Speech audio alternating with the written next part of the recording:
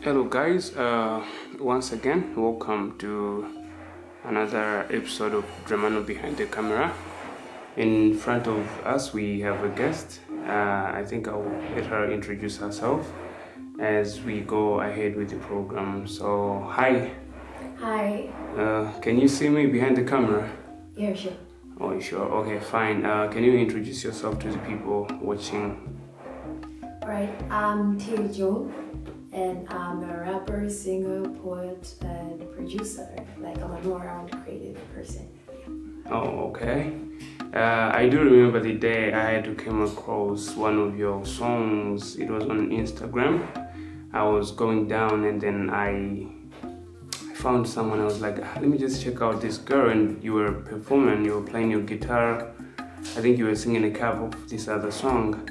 And I was like, wow, Malawi is blessed. Malawi is having beautiful raw talent. So I've always wanted to meet with you and have at least a talk. If I may ask, Tiya Joan, what's your inspiration when it comes to music?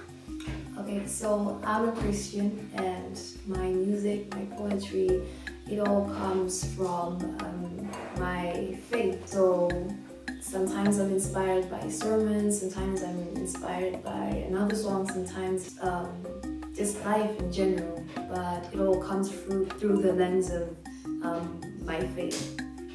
Okay, that's very beautiful to hear. Okay, maybe before we go far, maybe you just have to give us a little something so that people they can seriously see that wow, okay, I mean what I'm talking about is right.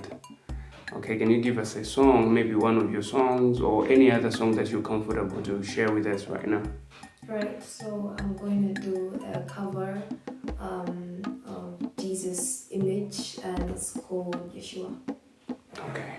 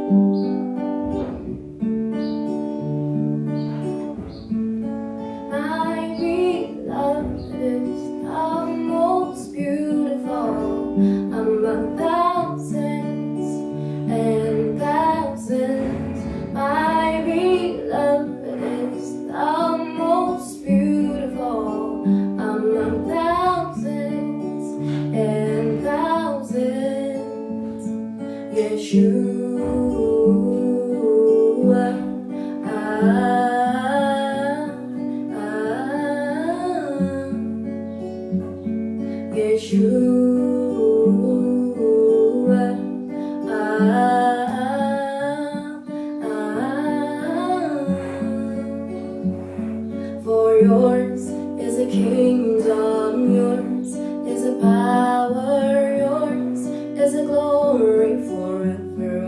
Amen. For yours is a kingdom, yours is a power, yours is a glory forever.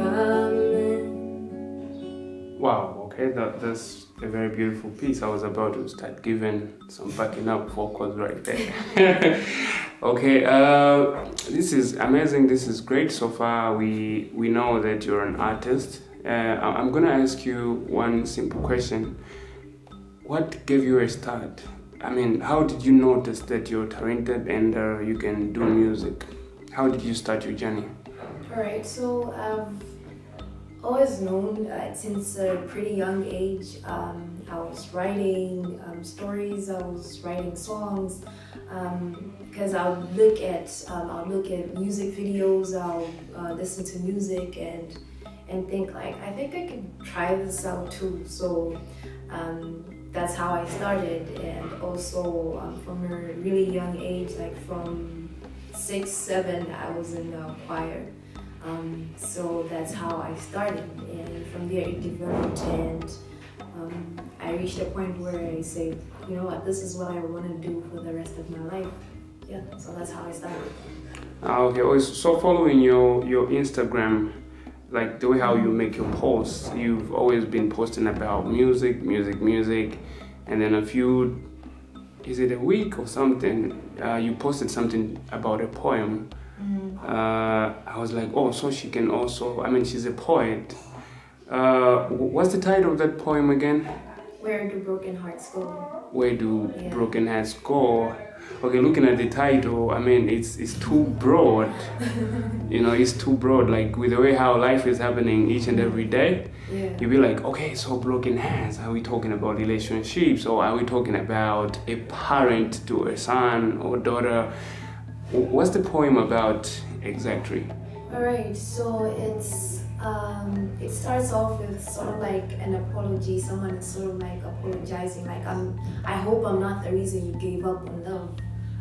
And it's actually something that I just saw on somebody's status, like a friend of mine posted that, and I was like, yo, that would make like a really good poem. Okay. And that's what actually inspired me. So I was like, I wanted it to run like an apology, but then after the apology, it's like I'm trying to address that apology. Like, if you receive such an apology because of your broken heart, say you were brokenhearted because maybe somebody left you or betrayed you, or maybe even you were brokenhearted because somebody passed on, and you have this frustration and this anger built in you. If you received an apology, would it help you? Would it help you heal? And it's also asking that question, like, where is it that broken hearts go? Where do they go? Like, do they reach a point where they never love again the way they would have if they'd not been hurt? Or, like, do they go somewhere else? Like, do they become darker? So that's what I was trying to explore, because I feel like we live in a generation where people, like, after they've been hurt, they just reach a point where they're like, this love thing, like, vamalafu, you can die, you like can that kind die, of thing. I mean. Yeah, we reach that mentality. So I was trying to address that. Okay, so in the poem, you were like, you were like apologizing to someone who you've broken a heart, or? Okay, so it's just a general apology where somebody who's hurt you is apologizing. Okay. And then after I reach a point where I'm like, but all of that is a hesitant apology you'll probably never get to hear. But even if you did, would it hurt less? So it's kind of like two voices in the poem. It's like one is the apology, and then the other is like, if you receive this apology, would it hurt less? Because sometimes you're like, this person like never even apologized for what they did. Like, they did me wrong, so like they never apologized. So it's kind of like saying, even if they did, like, would it really, really, really hurt less? Because I feel like much of healing is getting to a point where you still learn to forgive even if the other person is not sorry. Like, whether they're sorry or not, like, all right, you're going to have to forgive for the sake of your own healing as a person, so that you're not stuck in this position where like you're broken hearted like for the rest of your life. All right, so have you ever been heartbroken before? Oh, obviously, yes. Many times. Yeah. Okay, and you're in the process of healing, or maybe we should say you've already healed. I feel like healing sometimes is not like it's just a one-time thing where it just comes over you and you're like, oh yeah, I'm good. I feel like healing is something that it's continuous. Like, you receive a new perspective all the time.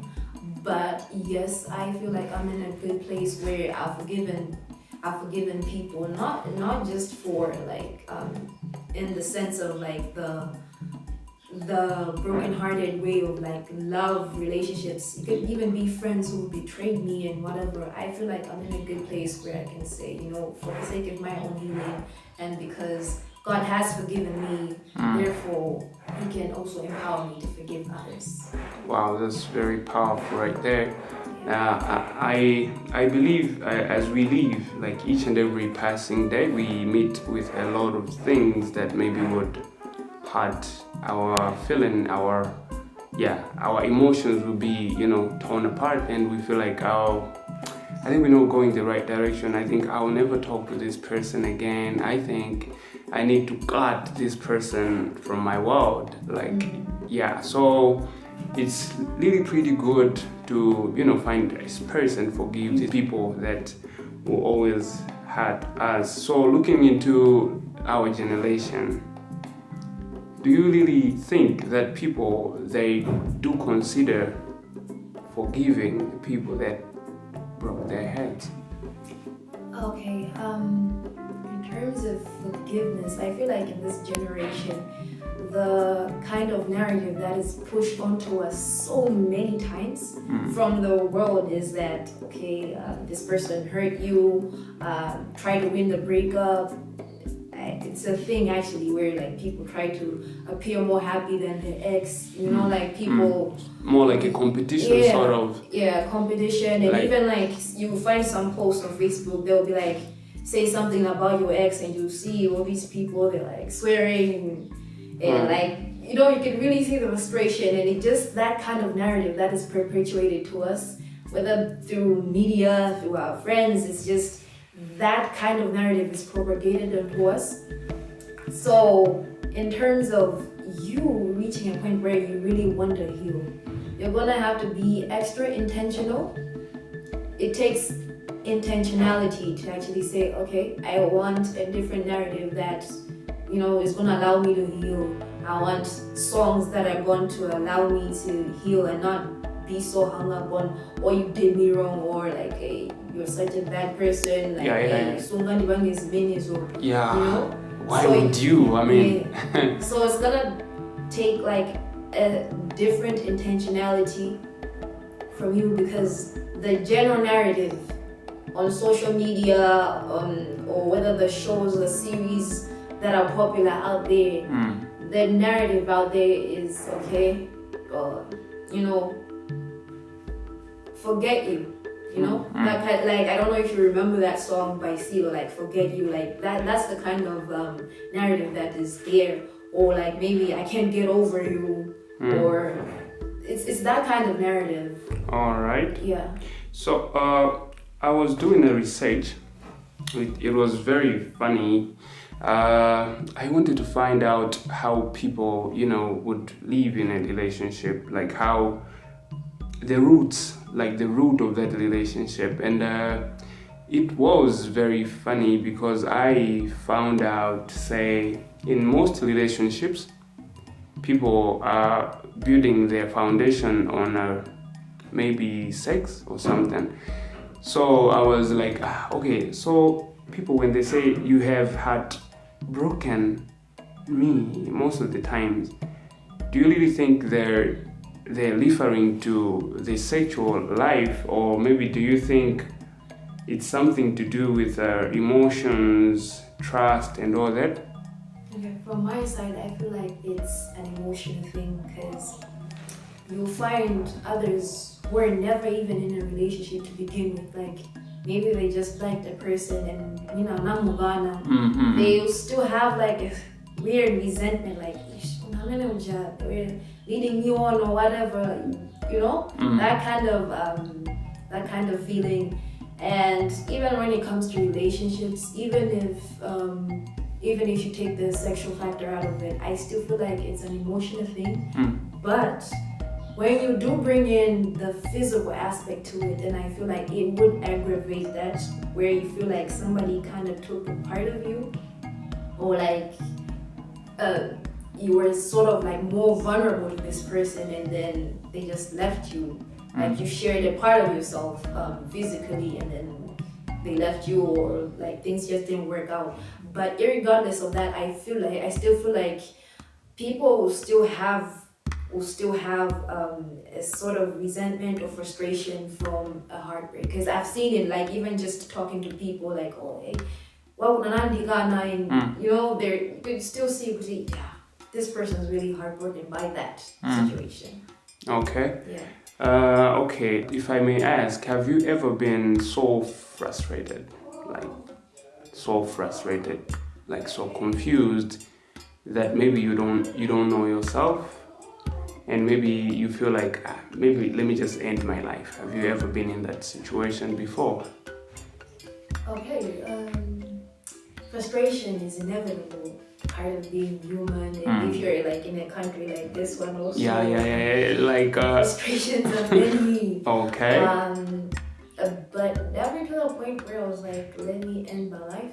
But yes, I have been very frustrated, and like even just recently, I was very frustrated about a lot of things, and I had to talk to some people, and they helped me out as well. So yeah. Would you mind sharing, like, what was it? What was the thing that was maybe just one thing that's, you know, I just want us to impact a few people out there, because I mean, life the way it's going nowadays, it's unpredictable. People, they're passing through a lot of situations whereby they'll be like, let me just end here. I think I'm tired. You know? Right. Maybe you should share an experience. Okay. For me, mostly at that time, it was a career thing. Like you start questioning, like, okay, where is my life going? Like, whatever it is this I'm pursuing, like was it about music? Yeah, because primarily right now I'm a creative, so that's sort of my space at the moment. I'm not doing anything else. I'm a student as well, yes, but primarily, yes, I'm a creative. So you start questioning, like, okay, where am I going with this? Like, yeah, I mean, I love this, but then it's not putting food on the table the way I want, or maybe I'm not getting the kind of support that I want, and you start questioning these things. So I was really like frustrated. And yeah, I had to talk to some people, support system that helped me out. So yeah, I feel like it's inevitable part of life. And if anyone is going through that, then yeah, don't reach out to everybody, just reach out to the people who you know, like for sure. Like they'll help. Because yeah, not everyone may help you. Others may just like, yeah, okay. But then yeah, reach out to people who will be able to help you out. Don't just suffer in silence. And yeah, if it's hard, please reach out to somebody. Okay. So in general, the thing that was frustrating you, we could say it's more of like expectation, like what you expected to happen is not happening, and then you're frustrated trying to find a way, and then you had to talk to a few people. Okay. Before we wrap up, before we finalize everything, do you have anything that you want to share? Okay, I would love it if you would share something about you being an artist, a female artist, and maybe, I mean, in the industry, how is the industry treating you like a female artist? Okay. So far. The way that I approach the industry, I don't really approach it from the angle of I'm a female artist, because sometimes I feel like you could be very lost in feeling entitled because you're a female. Like, okay, I'm a female, so yeah, pay attention to me. But for me, I've always wanted to be the best just in whatever it is that I'm doing.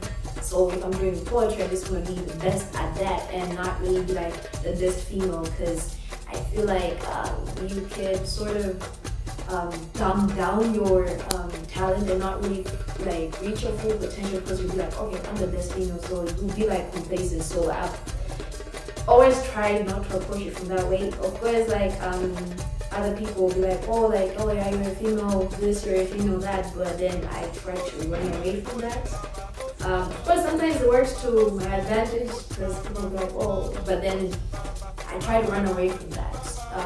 So what I try to do is just to be the best that I can be, and that means practicing and pushing myself to be where I need to be, so that when I'm like, okay guys, I've released this, people pay attention because it's really worth it, and not just because I'm female.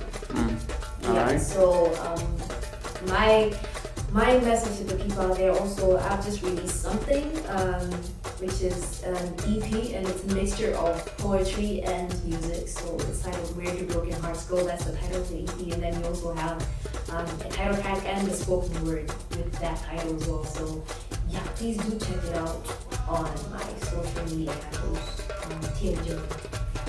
Okay, so like they can find you Tiya Joan. Yes. On Instagram, Facebook, Twitter.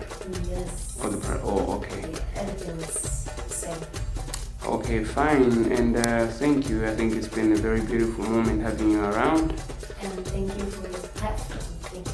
Yeah, you're welcome. So people all over, as you're watching this, I mean, you should know that we have Tiya Joan from the land, Malawi, and she's one of the best artists that I've come across. You didn't even do some, hip hop. You didn't rap for us, is it? You can maybe just give us just maybe 4-8 lines. People they should see. Okay, cool. Right. So it all starts with a scoop of confidence. That's who I am, because he blessed me with the eloquence. Intellectual mind, man, I'm spit. Lovely. Okay, anyway, thank you. And people, you don't have to forget to subscribe to the channel and click on that notification button so that anytime we post something, you get notified and you keep following, because we have a lot of things coming your way.